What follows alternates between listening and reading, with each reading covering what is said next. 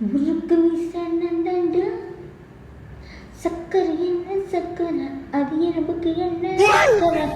ஏண்டா 7 வயசாகிது மொல்ல மாடு மாதிரி வளர்ந்து போய்க்கிறியே. உங்கள் அப்பானாலதான் முடியல, வயசான காலத்தில் குளிர் தான். உனக்கு நாடா கேடு. நீயாவது போய் வாங்கிட்டு வந்து தொலை வேண்டியதான். நான் வீட்டு வேலையை பார்ப்பேனா இல்லை கடைக்கு போவேனா? இருமா அவகிட்ட கேட்டுன்னு போனோமா, இல்லை அதுக்கும் தனியாக பிரச்சனை பண்ணுவாமா, புரிஞ்சுக்கோமா. போ போ, இதுக்கும் பொண்டாட்டி கேட்டுன்னு தான் போவான் போலகுது. வீட்டில் இருக்கிற எந்த காய்ச்சடியுமே சரி கிடையாது. வருஷம் பொங்கல் வந்தாலும் வருது, என் பொண்டாட்டிக்கிட்டேயும் எங்கள் அம்மாக்கிட்டேயும் நடுவில் மாட்டின்னு நான் பாடுற பாடு பெரும் பாடாகுது. என்னால் முடியல. ஏம்மா மெருமோவில் அதுமாதிரி அந்த பாத்ரூம் கொஞ்சம் க்ளீன் பண்ணிடுமா.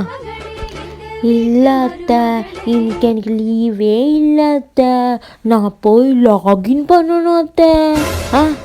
வருஷத்தில் ஒரு வாட்டி தான் நம்ம தமிழ் பண்டிகையே வருது, அதுக்கே உனக்கு லீவ் இல்லையா? எல்லா வேலையும் நான் தான் பண்ணணுமா? சரி சரி போ, டிஃபன் பண்ணி வச்சுக்கிறேன், சாப்பிட்டு போய் வேலையை பாரு. சரிங்க அத்தை, சாப்பிட்டு போகிறேன். வீட்டில் இருக்கிற எல்லா வேலையும் செய்யறதுக்கு என்ன லீவ் போட சொல்லுது கிளவி. நான் ஏன் வேலை செய்யணும், நான் ஏன் லீவ் போடணும்?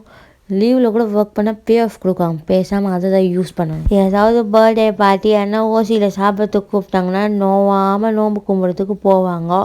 வேலை செய்யறதுக்கா இந்த அம்மா லீவ் போடுவாங்க? சோம்பேறி. இதுங்களுக்கு வேலை செய்யறதுக்கா நான் இங்கே வந்திருக்கேன். பாருங்கள், எங்கள் அம்மாவுக்கும் என் பொண்டாட்டிக்கும் நடுவில் மாட்டின்னு ஆயிடுறேன்.